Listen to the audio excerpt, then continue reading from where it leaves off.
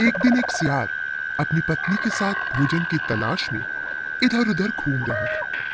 घूमते घूमते वे दोनों जंगल से बाहर हरे भरे मैदान में आ गए, जहां बकरियों का एक छोटा झुंड पेड़ों की पत्तियां खाने में व्यस्त था। प्रिय, हाँ? तुम यहीं रुको। मैं जाता हूँ और दोपहर के खाने के लिए कुछ बकरियों का प्रबंध करता हूँ। अरे नहीं नहीं, इतनी जल्दबाजी मत करो। यदि अभी जाओगे तो सभी बकरियां सचेत हो जाएंगी। हम तब तक प्रतीक्षा करें जब तक ये तितर बितर ना हो जाएं। अरे तब हम पीछे से दबे पांव जाएंगे और किसी एक अकेली बकरी पर हमला कर देंगे। इस तरह हमारे बारे में किसी को पता भी नहीं चलेगा और हम रोज की एक बकरी खाएंगे। और हमें अपने आने वाले दिनों के लिए भोजन की चिंता नहीं करनी पड़ेगी। सियार अपनी पत्नी की इस चालाकी भरी योजना से सहमत हो गया। कुछ देर बाद चरते चरते एक बकरी जंगल की ओर चली आई। सियार ने उस पर हमला कर दिया।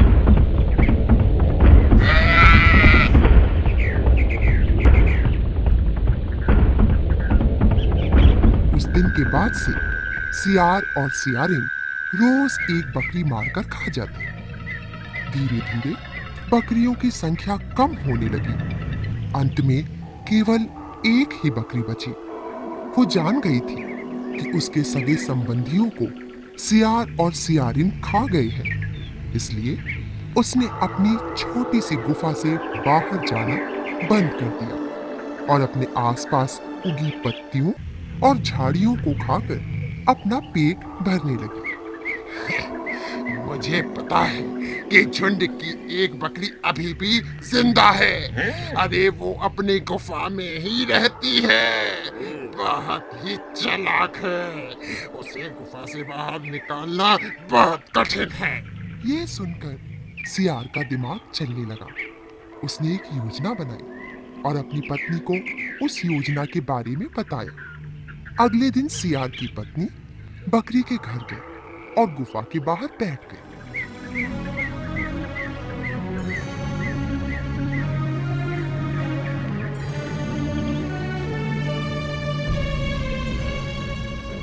बहन, क्या तुम घर में हो? बकरी बहन, मुझसे डरो मत। मैं तुमसे मित्रता करने आई हूँ। क्योंकि मेरा दुख सुख बांटने वाला कोई मित्र नहीं है। तुम मित्रता के लायक नहीं हो, क्योंकि तुम किसी के विश्वास के लायक नहीं हो। तुम मेरे सभी सगे संबंधियों को मारकर खा गई हो। अब चली जाओ यहाँ से। हाँ, मैं जानती हूँ कि तुम ऐसा क्यों कह रही हो। मेरे पति का व्यवहार बहुत बुरा है। उन्होंने ही तुम्हारे परिवार को मारा है, पर मैं इसमें कुछ नहीं कर सकती। उनकी बुरी आदतों पर जब गुस्सा आता है, तब मैं अपने गुस्से को और दुख को किसी के साथ नहीं बांट पाती। बहन, मैं चाहती हूँ कि तुमसे अपने दुखों को बांटकर अपना मन हल्का कर लिया करूँगी। बकरी बहन, तुम घबराओ मत। कम से कम मुझसे तो बात करो। मैं अपने घर से बाहर नहीं निकल रही, तो कम से कम इससे बात तो कर लूं। मेरे ख्याल से इससे बात करने में डरने वाली कोई बात नहीं है। शीघ्र ही सियार की पत्नी और बकरी आपस में बातें करने लगी। दोनों में गहरी मित्रता हो गई। वो दोनों प्रतिदिन मिलती और आपस में खूब बातें करती। लेकिन बकरी अपने घर से बाहर नहीं निकलती। एक दिन सियारिन रोती रोती बकरी के पास पहुंची। अब मैं क्या करूं? अरे कल रात मेरे पति की मृत्यु हो गई।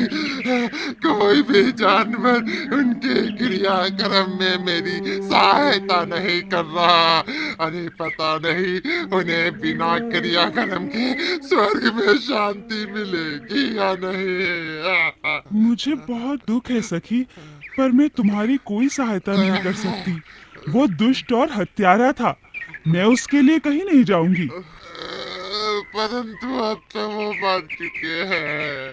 अरे अब वो तुम्हें कोई हानि नहीं पहुंचा सकते। मुझे इसकी सहायता करनी चाहिए। अब वैसे भी ये मेरी मित्र है, और फिर इसके कहे अनुसार सियार तो मर ही चुका है, इसलिए डरने की भी कोई बात नहीं है। और इस प्रकार बकरी सियार की पत्नी के बहकावे में आकर उसके साथ चली गई। जैसे ही वो सियार की गुफा के समीप पहुंची, उसने भूमि पर एक मृत सियार को पड़े देखा। वास्तव में सियार मरने का नाटक कर रहा था। उसने एक बार आंखें खोलकर चोर निगाहों से बकरी को देखा। बकरी ने उसे आंखें खोलते देख लिया। वो समझ गई कि उसे फंसाया जा रहा है। सियार तो जीवित है। वो फौरन वहां से भाग खड़ी हुई और अपनी गुफा में वापस आ गई।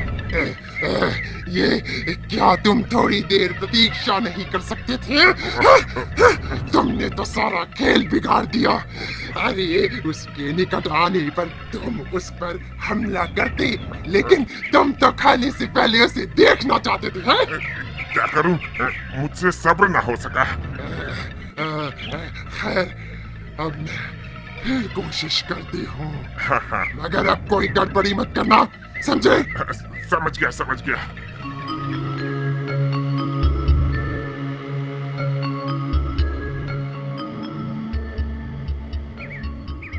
बहन, क्या तुम अंदर हो? जाओ, मुझे तुमसे कोई बात नहीं करनी। तुम मित्रता के योग्य नहीं हो। तुमने मुझसे झूठ बोला कि तुम्हारा पति मर गया है। नहीं बहन, जो भी हुआ वो कोई चमत्कार है। तुम्हारी जैसी सच्ची और महान आत्मा जैसे ही उनके निकट पहुंची, उनके मृत शरीर में जान आ गई। अब मेरे पति चाहते हैं कि तुम दोपहर का भोजन उनके साथ करो। वो अपना जीवन तुम्हारे द्वारा दोबारा पाने की खुशी में तुम्हें धन्यवाद देना चाहते हैं। तुम्हारे संबंधियों को मारने का उन्हें बहुत दुख है, इसलिए तुमसे क्षमा भी मांगना चाहते हैं। मैं जरूर आऊंगी बहन, क्योंकि तुम मेरे मित्र जो हो। लेकिन तुम्हें जल्दी वापस जाना चाहिए, क्योंकि मैं तुम्हारे यहाँ दोपहर का नहीं बल्कि रात का खाना खाने आऊंगी। और मेरे साथ मेरे 2000 पहरेदार भी खाने के लिए तुम्हारे यहाँ आएंगे। तुम्हें उनके लिए भी तो भोजन तैयार करना है ना? अरे मेरी बहन, तुम्हारे 2000 पहरेदार कौन हैं? वो सभी मेरे मित्र हैं जो शहर में रहते हैं। प्यार से सभी उन्हें कुत्ते के नाम से पुकारते हैं। कुत्ते? अरे मेरा ख्याल है तुम्हें घर पर ही रहना चाहिए। मैंने सुना है कि गुफाओं में चोरियां बहुत हो रही है बहन। तुम्हें अपने घर की सुरक्षा और देखभाल के लिए तो घर में ही रहना चाहिए। अच्छा मैं चलती हूँ बहन।